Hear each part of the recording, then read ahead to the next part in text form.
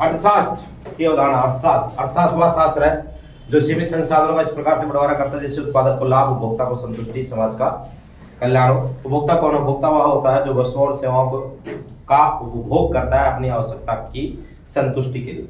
उपभोग क्या है? उपभोग एक प्रक्रिया है जो मनुष्य अपनी आवश्यकता को संतुष्ट करने के लिए वस्तु और सेवा का उपभोग करता है। उत्पादक कौन है? उत्पादक वह होता है जो लाभ कमाने के लिए वस्तुओं और सेवाओं का उत्पादन करके बेचता है।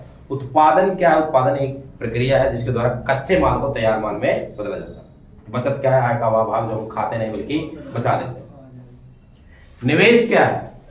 लाभ कमाने के उद्देश्य से कहीं पर पैसे लगाना निवेश क्या है। आर्थिक क्रिया क्या है? आर्थिक क्रिया वह क्रिया जो धन कमाने के लिए किया जाता है। वो कौन सी क्रिया है? आर्थिक क्रिया। फिर आता है सांख्यिकी। सांख्यिकी क्या है? सांख्यिकी संख्यात्मक सूचनाओं का भंडार है जिनकी आपस में तुलना की जा सकती है। वो सांख्यिकी है। सांख्यिकी संख्यात्मक सूचनाओं का भंडार है जिनकी आपस में तुलना की जा सकती है। एक अकेली संख्या कभी भी सांख्यिकी नहीं कहलाती है। जैसे बोला गया गाय की 4 टांगे, क्या है? सांख्यिकी है? नहीं। अगर बोला जाए गाय की 4 टांगे है, राम की 2 टांगे है, तो ये क्या है? सांख्यिकी है। आगे सांख्यिकी बहुवचन संज्ञा अथवा समूहों के रूप में विशेषता है। तो पहला पढ़ना था तथ्यों का समूह।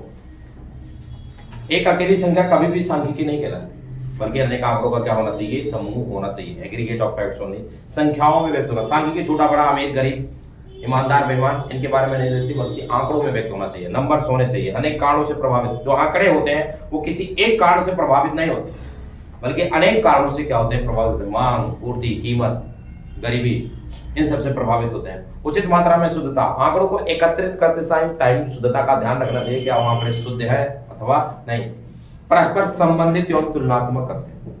आंकड़े जो आप एकत्रित किए हैं वो परस्पर एक दूसरे से संबंधित होने चाहिए। अर्थात आपने अगर सारा का सारा डाटा आय से संबंधित, इनकम से रिलेटेड एकत्रित किया तो सारे डाटा कैसे होना चाहिए? इनकम से होना चाहिए, जिनको आपस में क्या करना चाहिए? क्या होना चाहिए?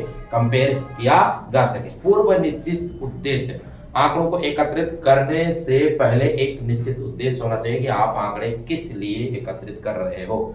गणना या अनुमान। आंकड़े जो आप एकत्रित कर रहे हो 2 तरीके से कर सकते हो, या तो गणना के द्वारा या फिर अनुमान के द्वारा।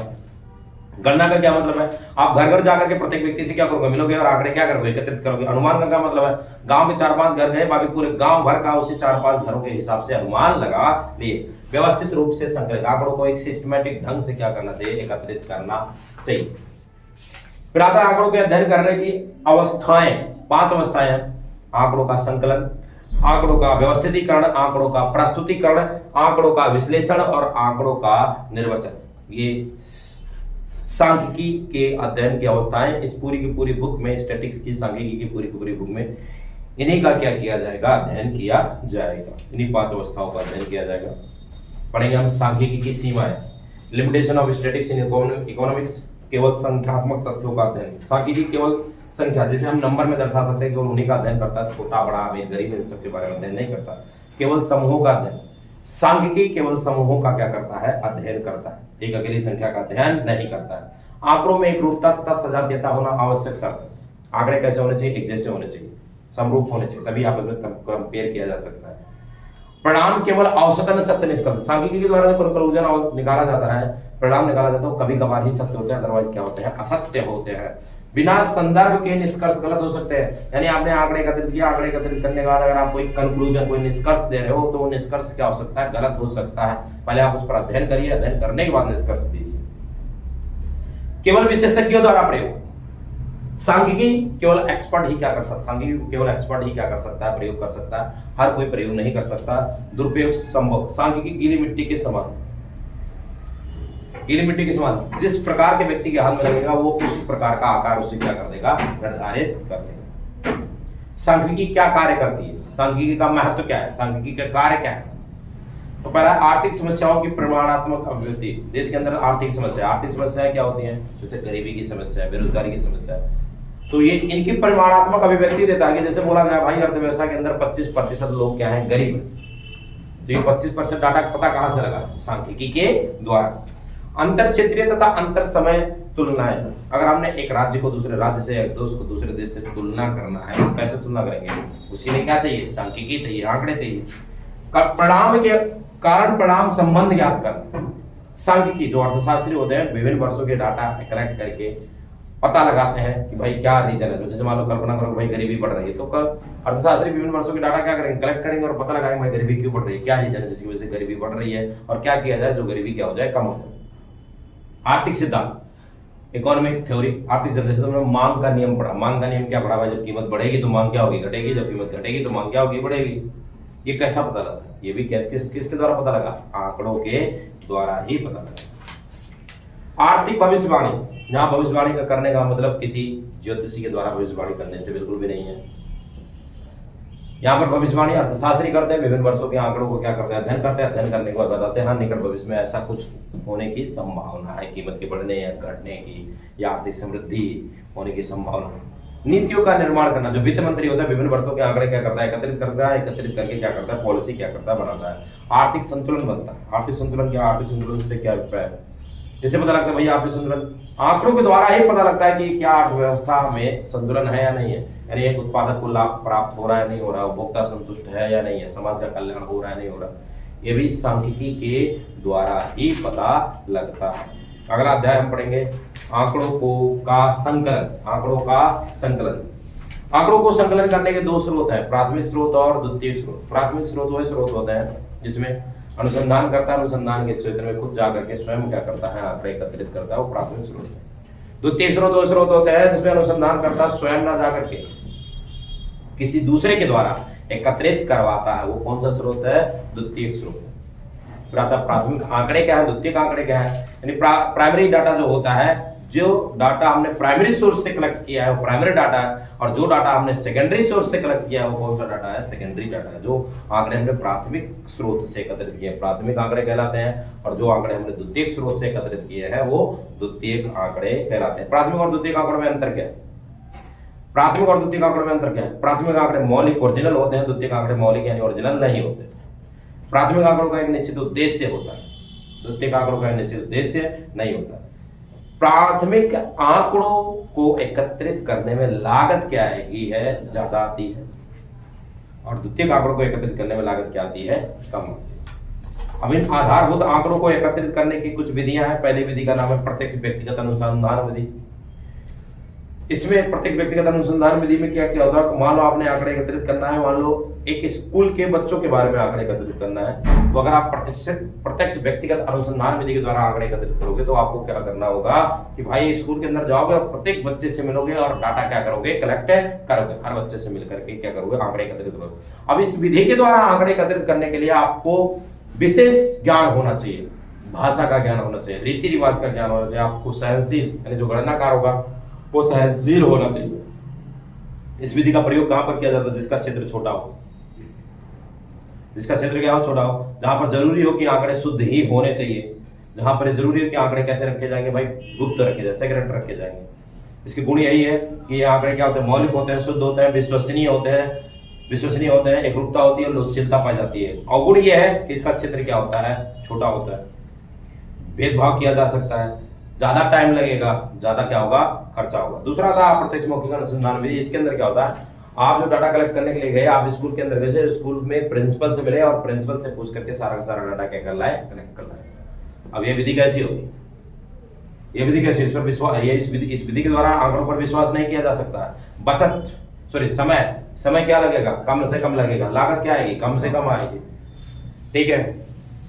यह अप्रत्यक्ष मौखिक अनुसंधान में। दूसरा आता है स्थानीय स्रोतों या संवाददाताओं से सूचना प्राप्त। तीसरा है स्थानीय स्रोतों या संवाददाताओं से सूचना प्राप्त। अब इसमें अंदर क्या होता है, इसमें क्या होता है कि जो अनुसंधान करता है वो जगह जगह पर अपने जो गणक होते हैं, गणकों को क्या करता है, न्यूमरेटर जो होते हैं उनको भेज कर रखते हैं, और वो वहां से लगातार आंकड़े क्या करते रहते हैं, एकत्रित करते रहते हैं, और एकत्रित करके एजेंसी को क्या करते रहते हैं, भेजते रहते हैं। इसके अलावा एक विधि आती है प्रश्नावली विधि। यहाँ पर एक क्वेश्चन पेपर फॉर्म क्या किया जाता, तैयार किया जाता, और उस फॉर्म पर जानकारी उपलब्ध करवाई जाती है, जानकारी ली जाती है। अब इसमें दो तरीके से, एक मेलिंग मेथड द्वारा। मेलिंग मेथड क्या है, इन आंकड़ों को क्या करेंगे, जो क्वेश्चनरी है यानी प्रश्नावली है, मेल के द्वारा लोगों तक क्या करेंगे, पहुंचाएंगे, और लोगों से बोलेंगे इसे भर करके क्या करना है, वो वापस करना है। ये तरीका ये है। दूसरा तरीका क्या है कि जो गणक होंगे, एनुमरेटर जो होंगे, वो खुद फॉर्म को लेकर के घर घर जाएंगे और लोगों से पूछ करके क्या करेंगे, भरेंगे। ये कौन सी विधि है? गणित विधि है। कौन लिखा हुआ भाई? टेलीफोनिक विधि। कॉल करके यहाँ पर उस विषय पर, जिस विषय पर नॉलेज चाहिए, जिसके पास जिससे नॉलेज चाहिए, कॉल करके उनसे क्या कर ली जाती है? सारी की सारी जानकारी क्या कर ली जाती है? कलेक्ट कर ली जाती है। एक अच्छी जो प्रश्नावली बनती है उस, ये इंपॉर्टेंट है भाई, एक अच्छी प्रश्नावली के गुण क्या है? जो प्रश्नावली बनाई जाती है उसके गुण क्या है? तो पहला भाई, प्रश्नों की संख्या कम से कम होनी चाहिए। सरल प्रश्न ऐसे पूछे जाते जो काफी ज्यादा क्या हो, सरल हो। प्रश्नों का क्रम कैसा होना चाहिए? उचित होना चाहिए। अनुचित प्रश्न नहीं पूछे जाने चाहिए। मतभेद रहित होने चाहिए, भेदभाव नहीं होना चाहिए। गणना करना, क्या भाई?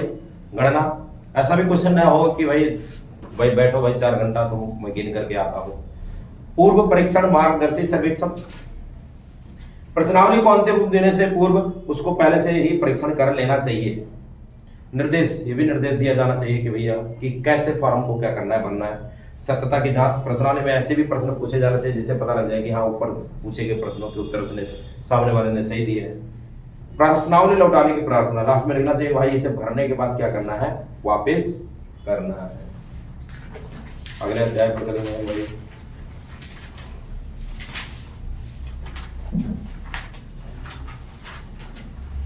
आंकड़ों के संकलन करने की जनगणना तथा प्रतिदर्श विधि। आंकड़ों के संकलन करने के जनगणना तथा प्रतिदर्श विधि। जनगणना विधि क्या है और प्रतिदर्श विधि क्या है? ऐसे ही समझते हैं भाई। जनगणना विधि वह विधि है, जनगणना विधि वह विधि है जिसमें अनुसंधान से संबंधित समग्र के मदों के बारे में क्या किया जाता है? अध्ययन किया जाता है। और प्रतिदर्श विधि वह विधि है जिसमें अनुसंधान से संबंधित समग्र में से किसी एक या दो इकाई का क्या किया जाता है? अध्ययन किया जाता है। दोनों में अंतर समझे। हमें पता करना है क्लास में कि क्लास के बच्चे कैसे हैं।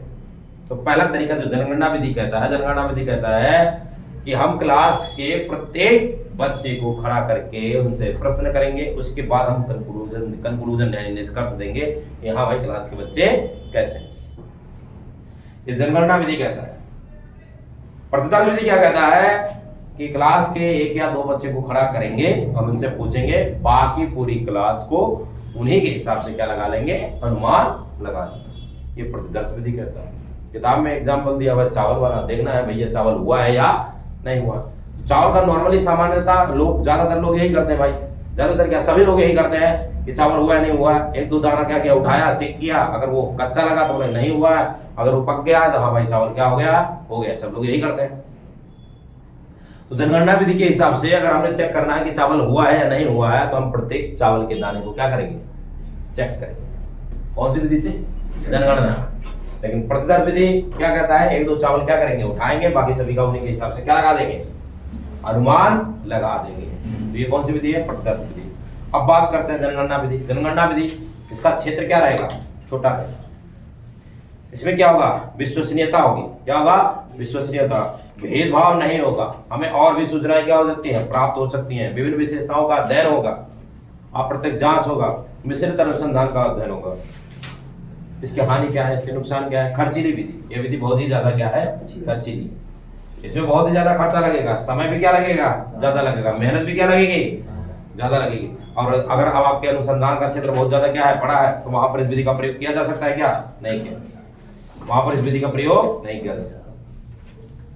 प्रतिदर्श विधि के अंदर आते हैं। प्रतिदर्श विधि जैसा मैंने बताया, तुम्हें चेक करना है चावल हुआ है नहीं हुआ, तो हम समग्र में से एक दो चावल क्या करेंगे? उठाएंगे, बाकी सभी का उसके हिसाब से क्या लगा देंगे? अनुमान लगा देंगे। अब इसका क्षेत्र बहुत ज्यादा क्या होगा? बड़ा होगा। इसके गुण देखें तो कम खर्चा क्या लगेगा? कम से कम लगेगा। समय की भी क्या होगी? बचत होगी। गलती की आसानी से पहचान होगी। इसका क्षेत्र क्या होगा? काफी ज्यादा बड़ा। प्रशासनिक सुविधा भी मिलेगी हमें और अधिक वैज्ञानिक विधि है। कैसी विधि है? वैज्ञानिक विधि। अवगुण, इसमें भेदभाव किया जा सकता है। जैसे क्लास है, क्लास के अंदर हमने क्या किया? एक बच्चे को खड़ा किया और वो बच्चा गधा निकला, तो हमने बता दिया कि भाई पूरी की पूरी क्लास क्या है? गधेड़ी है। पूरी की पूरी क्लास क्या है? गधेड़ी। और अच्छा बच्चा निकल गया तो बोला पूरी क्लास क्या है भाई? इंटेलिजेंट है, सबके सब होशियार, सब पढ़ते हैं। तो ऐसे भेदभाव किया जा सकता है। निष्कर्ष क्या हो सकता है? पूरी क्लास का निष्कर्ष क्या हो सकता है? गलत हो सकता है। प्रतिनिधि प्रतिदर्श यानी समग्र में से किसी एक को चुनने में क्या होगी? कठिनाई होगी। स्पेशल इसके लिए क्या चाहिए? ज्ञान चाहिए। इस विधि के द्वारा, इस विधि का प्रयोग करने के लिए हमें स्पेशल क्या चाहिए? ज्ञान चाहिए। अब जो ये प्रतिदर्श है, प्रतिदर्श की ढेर सारी क्या है विधियां,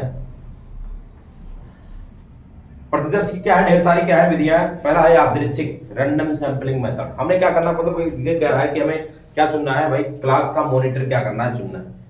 तो क्लास का मॉनिटर चुनने के लिए, समग्र में से किसी एक को चुनने के लिए पहला मेथड कह रहा है भैया यादृच्छिक रैंडम सैंपलिंग मेथड। इसमें क्या होगा,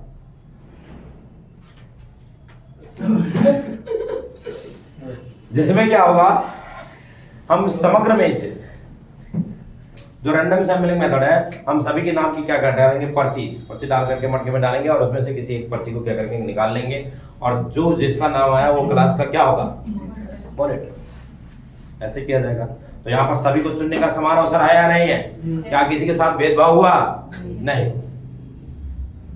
अगला आता है सविचार प्रतिदर्श विधि, सविचार प्रतिदर्श विधि और प्रदीप सैंपलिंग मेथड। सविचार, इसमें क्या कहता है कि आपके इच्छा अनुसार जिसको मॉनिटर क्लास का किसको भी सैंपल चुनना है, मॉनिटर बनाना है, किसी को भी क्या कर दो, बना दो, किसी को भी क्या कर दो, बना दो।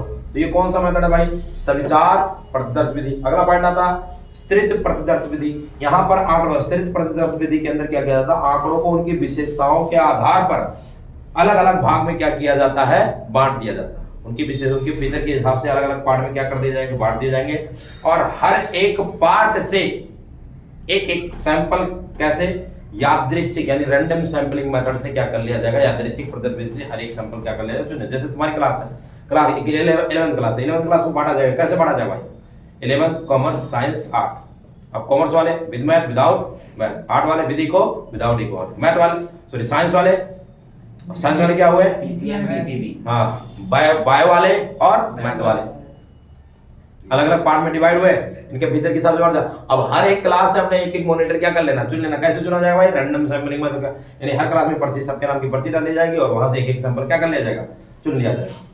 स्थिरित प्रतिदर्श विधि। फिर अगली विधि आती है कोटा या अभ्यंश प्रतिदर्श विधि। यहाँ पर जनसंख्या को क्या कर दिया जाता है, उनको विशेषताओं के आधार पर अलग अलग भागों में क्या कर दिया जाता है, बांट दिया जाता है।